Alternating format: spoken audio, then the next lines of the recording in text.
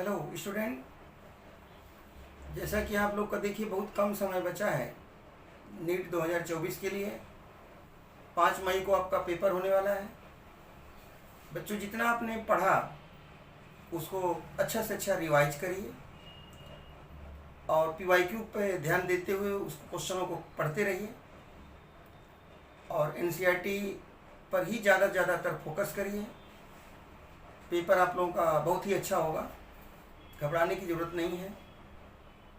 जैसे आप इकोलॉजी पढ़ते हैं, इकोलॉजी में यानी एनसीईआरटी में कुल मिला के 10 यूनिट होता है मान लीजिए, तो लास्ट की इकोलॉजी यूनिट जो है 10वीं यूनिट, उससे भी लगभग 10 to 11 क्वेश्चन के आसपास बनते हैं उसमें।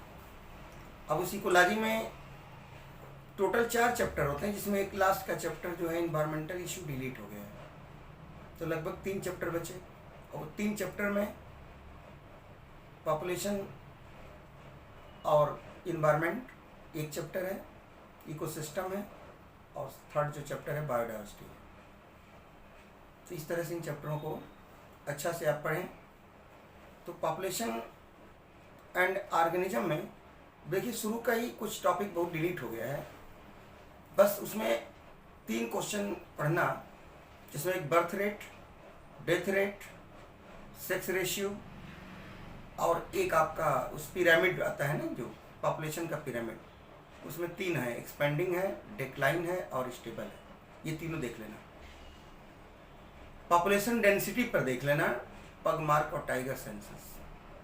ग्रोथ मॉडल 2 तरह का होता है, एक्सपोनेंशियल ग्रोथ मॉडल और लॉजिस्टिक। एक्सपोनेंशियल में रिसोर्सेज अनलिमिटेड होता है, तो उसका शेप कैसा होता है, जे शेप होता है। उसका इक्वेशन पढ़ते हैं आप लोग, dn/dt = r है।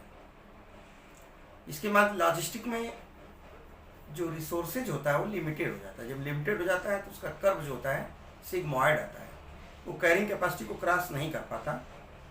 उसके लिए आप जो इक्वेशन पढ़ते हो dn/dt = rn k-n/k, जो k जो रिप्रेजेंट किया गया ना उसको कहे तो कैरिंग कैपेसिटी। इसके बाद आप लोग पॉपुलेशन इंटरेक्शन पढ़ते हैं। ये श्योर है, पक्का एक क्वेश्चन यहाँ पर 2 क्वेश्चन आप बनाएगा। पॉपुलेशन इंटरेक्शन में क्या क्या आते हैं, तो पॉपुलेशन इंटरेक्शन में आप देखेंगे म्यूचुअलिज्म, कॉमनसेलिज्म, कंपटीशन, प्रीडेशन, पैरासिटिज्म, एमेंसेलिज्म। इनका एग्जाम्पल जरूर याद करिए। जैसे आप म्यूचुअलिज्म की बात करते हैं, म्यूचुअलिज्म में दोनों पार्टनर को एक दूसरे से बेनिफिट होता है। म्यूचुअलिज्म के अंदर आते हैं लाइकेन है, जिसे एल्गी फंजाई का एसोसिएशन है, माइकोराइजा है, उसमें fungi root of higher plant के हैं, और प्लांट और इंसेक्ट का इंटरेक्शन। तो प्लांट इंसेक्ट इंटरेक्शन में आर्किड और वास्प, आर्किड और कौन होता है, हनी बी, वास्प और जो फिग है, और यक्ता और माथ है। इसी तरह से कॉमनसेलिज्म पढ़ते हैं। कॉमनसेलिज्म में आर्किड और मैंगो, कैटल, इग्रेट और ग्रेजिंग कैटल, क्लान फिश और सी एनिमल, और बैरनकल और वेल। ये 4 एग्जाम्पल इसका पढ़ लीजिएगा। पैरासाइट में पढ़ते हैं आप इक्टो इंडो। इक्टो का लाइफ साइकिल इजी है, लेकिन इंडो का लाइफ साइकिल कॉम्प्लिकेटेड है, और फीमेल एनाफिलिज को, मॉस्किटो को हम लोग पैरासाइट कंसीडर नहीं करते हैं। कोयल जो होती है उसको ब्रूड पैरासाइट कहते हैं। इक्टो नेस्ट पैरासाइट, कौवे के बने हुए घोंसले में जाके एक लेइंग करती है, इसलिए इक्टो नेस्ट पैरासाइट होता है। प्रीडेशन का मतलब होता है, वो प्रूडेंट टर्म यूज करते हैं, एक तरह से चालाक या चतुर। प्रीडेटर हमेशा जो होता है किसी भी पॉपुलेशन को क्या करता है, बैलेंस करने का काम करता है, पॉपुलेशन को कंट्रोल करता है। प्रे की पॉपुलेशन को प्रीडेटर बैलेंस करता है। और प्रीडेटर में जैसे टाइगर है तो डियर के लिए है, स्पैरो है सीड के लिए है, बर्ड मोनार्च बटरफ्लाई के लिए है, माथ प्रिकली पियर कैक्टस के लिए है, बर्ड मोनार्च बटरफ्लाई के लिए है। कुछ पौधे भी होते हैं अपने को बचने के लिए फाइटोफाइगस टर्म होते हैं, जैसे कि 10-25% इंसेक्ट को खाने वाले पौधे, इंसेक्ट होते हैं जो पौधों को खाते हैं, उनको फाइटोफाइगस कहते हैं, 25%। इसके बाद जो होते हैं आप देखते हैं लगभग इसमें कुछ पौधे अपने बचने के लिए मार्फिन है, निकोटीन है, थीन है, स्ट्राइचिन है, रेजरपाइन है, ये सब केमिकल को सिक्रेट करते हैं, उससे पौधे अपने को बचते हैं। इसके बाद बात करते हैं हम लोग कंपटीशन का। कंपटीशन में दोनों को नुकसान होता है, ये बहुत इंपॉर्टेंट पॉइंट है। जैसे अमेरिकन टार्टोइस और गोट के बीच में, तो कंपटीशन इंटरफेरेंस का एग्जांपल है। गास कॉम्पिटिटिव एक्सक्लूजन प्रिंसिपल, ये कंपटीशन रिलीज का प्रॉब्लम, जो कि नहीं कहते 2 दो माने क्लोजली रिलेटेड स्पीसीज एक जगह नहीं रह सकती, cannot can exist two closely related species. उसके बाद मैक आर्थर ने इसको कहा कि नहीं, ऐसा भी है कि अगर फोरोजिंग हैबिटेट भी अलग अलग हैं तो एक जगह भी 5 बारनकल आपस में रह सकते हैं, कोई उनको कम्पीट नहीं करेंगे। इस तरह से ये चैप्टर को पढ़िएगा। तो यानी चैप्टर में 3 क्वेश्चन यहाँ से निकल गया। इकोसिस्टम पढ़ते हैं तो इकोसिस्टम का मतलब यूनिट ऑफ नेचर। इकोसिस्टम नाम है जी टेंसले। इकोसिस्टम के 4 component, productivity, decomposition, energy flow और आता है न्यूट्रिएंट साइक्लिंग। न्यूट्रिएंट साइक्लिंग देखिए सिलेबस से अब आउट हो गया, बचा 3। प्रोडक्टिविटी का मतलब होता है कि बायोमास का प्रोडक्शन पर यूनिट एरिया में। प्राइमरी प्रोडक्टिविटी ग्रीन प्लांट पर डिपेंड करती है, सेकेंडरी प्रोडक्ट कंज्यूमर पर डिपेंड करती है। इसके बाद आता है होल बायोस्फीयर की प्रोडक्टिविटी 170 बिलियन टन होती है, जिसमें ओशियन का प्रोडक्टिविटी कितनी है 55। तो लैंड एरिया कितनी बची, माइनस कर दिए 115 बिलियन टन बची लैंड एरिया का। अब आता है डिकम्पोजिशन। डिकम्पोजिशन के कितने कंपोनेंट हैं? डिकम्पोजिशन का मतलब क्या है? ऑर्गेनिक मैटर का इनऑर्गेनिक मैटर में ब्रेक डाउन होने को डिकम्पोजिशन कहते हैं। ये डिकम्पोजिशन 5 वर्ड होते हैं: फ्रेगमेंटेशन, लीचिंग, कैटाबोलिज्म और ह्यूमिफिकेशन, मिनरलाइजेशन। फ्रेगमेंटेशन के अंदर क्या होता है? डेटिटस जो होते हैं, डेड डिकेइंग मैटर को तोड़ने का काम करता है, उसमें अर्थवर्म जो डेट्रीवोर का काम करता है। इसके बाद जो होता है वही जब ग्राउंड सब्सटेंस के साथ धीरे धीरे मिट्टी में आता है वाटर के साथ, उसी को लीचिंग कहते हैं। और जब इंजाइम बैक्टीरिया और फंजाई के द्वारा निकला होगा उसको डिकम्पोज करे, उसका नाम कैटाबोलिज्म कहते हैं। और फिर ह्यूमिफिकेशन का मतलब होता है डेड मार्पस बन जाता है, उसको ह्यूमस कहते हैं। और ह्यूमिफिकेशन के अंदर क्या होता है? वो माइक्रोबियल रेजिस्ट होता है इंजाइम के लिए। अब उसको मिनरलाइजेशन, मिनरल बन जाता है। डिकम्पोजिशन के लिए ऑक्सीजन बहुत जरूरी है। अगर टेम्परेचर लो है, ऑक्सीजन नहीं है, तो डिकम्पोजिशन क्या होगा? स्लो होगा।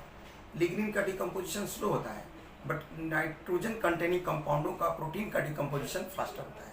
फिर एनर्जी की बात करते हैं, एनर्जी फ्लो वाला। तो देखिए एक एनसीईआरटी में पहली लाइन लिखा था जहाँ एनर्जी फ्लो लिखा है, except deep sea hydrothermal vent source of energy sunlight.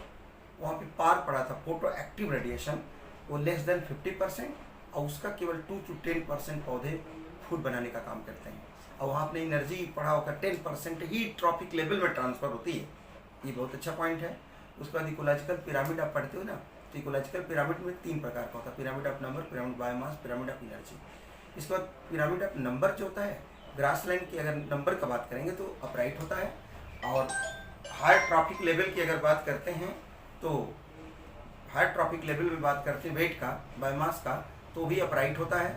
और एक पिरामिड आप जो ये बात करते हैं इसका बायोमास का पॉन्ड के, वो भी इन्वर्टेड होता है। और पिरामिड ऑफ एनर्जी हमेशा अपराइट होता है।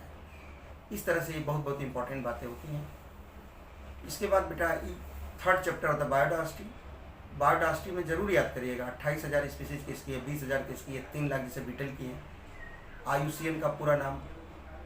इसके बाद 2004 के अनुसार वीक्स 1.5 बिलियन से ज़्यादा। रॉबर्ट मे के अनुसार 7 बायोडायवर्सिटी जो होती है 3 प्रकार की: जेनेटिक लेवल पर, स्पीसीज लेवल पर, इकोलॉजिकल बेसिस पर। जेनेटिक लेवल पर सिंगल स्पीसीज सो हाई डायवर्सिटी, जैसे रॉल्फिया वोमिटोरिया है, मैंगो की कितनी वैरायटी, 1000 है, राइस की वैरायटी 2 लाख है। इस तरह से इंपॉर्टेंट बात है। स्पीसीज डायवर्सिटी में एम्फीबिया का एग्जाम्पल दिया गया था, वेस्टर्न घाट का ईस्टर्न घाट से ज़्यादा है। इकोलॉजिकल पिरामिड में इंडिया का नॉर्वे कंट्री से ज़्यादा है। उसके बाद लैटिट्यूड ग्रेडियंट पर एक सवाल आता है। लैटिट्यूड ग्रेडियंट बहुत इंपॉर्टेंट है कि जब इक्वेटर से दूर जाते हैं पोल की तरफ बायोडायवर्सिटी घटती है। वो बर्ड का एग्जाम्पल दिया गया था। अमेजोनियन रेन फॉरेस्ट में सबसे ज़्यादा बायोडायवर्सिटी पाई जाती है। ट्रॉपिकल जो फॉरेस्ट है, ट्रॉपिकल की डायवर्सिटी टेम्परेट से बहुत ज़्यादा होती है, ये भी इंपॉर्टेंट बात है। उसके बाद species area relationship Alexander von Humboldt ने बताया था, वो अफ्रीका के जंगल में। तो वहाँ पर जो बहुत इंपॉर्टेंट क्वेश्चन है कि ये रेक्टेंगुलर हाइपरबोला जब कर्व आता है तो उसका यस बराबर CA/Z होता है, जहाँ यस स्पीसीज होता है, C वाई इंटरसेप्ट होता है, Z स्लोप ऑफ लाइन होता है, और एरिया होता है। स्लोप ऑफ लाइन अगर बहुत ज़्यादा है तो बायोडायवर्सिटी ज़्यादा होती है। इसके बाद आता है बायोडायवर्सिटी लॉस की बात करते हैं। IUCN के अनुसार बायोडायवर्सिटी 784 के आसपास से डिस्टिंक्ट हो गई, जिसमें इनवर्टिब्रेट 359 और 338 वर्टिब्रेट और 87 प्लांट खत्म हो गए। 27 ईयर के अंदर करीब 27 स्पीसीज एक्सटिंक्ट हो गई। और इसके बाद बाली जावन कैस्पियन टाइगर की 3 सब स्पीसीज होती हैं। डोडो मॉरिशस की बर्ड है, क्वागा अफ्रीका की बर्ड है, स्टीलर सिकाऊ रसिया की बर्ड है। ये सब आता है match the column type question. इसके बाद आप ये जरूर याद करिएगा, तो 31% जिम्नोस्पर्म, 32% जो हैं ये आपका एम्फीबिया, और 23% मैमल, और 12% बर्ड एक्सटिंक्ट हो गई। बायोडाइवर्सिटी लॉस का एक बुक है एविल क्वाड्रेट के अनुसार 4 होता है। फ्रेगमेंटेशन है हैबिटेट लॉस, उसमें अमेजोन रेन फॉरेस्ट सबसे बेस्ट एग्जांपल है। उसके बाद ओवर एक्सप्लॉइटेशन में नीड टर्न टू ग्रीड वाली जो बात है, उसके बाद उसमें 2 एग्जांपल पढ़ लेना, पैसेंजर पिजन और स्टीलर सिकाऊ। और उसके बाद आप जो पढ़ते हो एलियन स्पीसीज इन्वेशन, तो जो नाइल पर्च लेक विक्टोरिया में नाइल पर्च को ला देने से वहाँ जो फिश रह रही थी चिचिल फिश, मोर देन 200 स्पीसीज उसकी एक्सटेंट हो गई। उसके बाद कुछ इन्वेसिव वीड है, लेंटाना है, पार्थिनियम है, कैरेट ग्रास जिसको बोलते हैं, इकॉर्निया है, वाटर हाइसियंथ कहते हैं, ये सब इन्वेसिव होती है। उसके बाद इंडिजिनस फिश हमारे इंडियन रिवर में अफ्रीकन कैट फिश आने से भी वहाँ के लिए संकट आ गया। बायोडाइवर्सिटी लॉस की अगर बात करते हैं तो बायोडाइवर्सिटी लॉस में ये है, ये 4 रीजन। को एक्सटेंशन में प्लांट इंसेक्ट का इंटरेक्शन की बात किया था आपने। हॉट स्पॉट डाइवर्सिटी टोटल कितनी है? 34 है। एंडेमिज्म एक टर्म आता है, एंडेमिज्म का मतलब पर्टिकुलर जगह पर रहने वाला। अब बेटा इन सीटू जरूर याद करिएगा। इन सीटू का मतलब होता है ऑन साइट कंजर्वेशन, जैसे national park, wild life sanctuary, sacred grove, और इसके बाद आपका national park, wild life safari, ये सब आते हैं किसमें? ये इन सीटू कंजर्वेशन। और इन सीटू कंजर्वेशन में आपका आता है, जरूर याद करना, क्रायो प्रिजर्वेशन होता है, सीड बैंक हो गया, जूलॉजिकल पार्क हो गया, वाइल्ड लाइफ सफारी हो गया, और ये आपका क्रायो प्रिजर्वेशन हो गया, टिश्यू कल्चर हो गया, माइक्रो प्रोपगेशन हो गया, ये सब इन सीटू कंजर्वेशन के अंदर आते हैं। इसके बाद आप लास्ट पैराग्राफ आप पढ़िएगा बायोडाइवर्सिटी का, इन सीटू कंजर्वेशन, अरे क्या नाम था उसका, अर्थ समिति और वर्ल्ड समिति। अर्थ समिति को रियो डी जेनेरियो ब्राज़ील में किया गया था, और इसके बाद 1902 में और 2002 में उसको शुरू किया गया था। उसका नाम था जोहान्सबर्ग, साउथ अफ्रीका में, उसको बोलते हैं वर्ल्ड समिति। और करीब 2010 तक आते आते 190 कंट्री उस पर शपथ ले लिया। इस तरह से बायोडाइवर्सिटी पर एक क्वेश्चन है।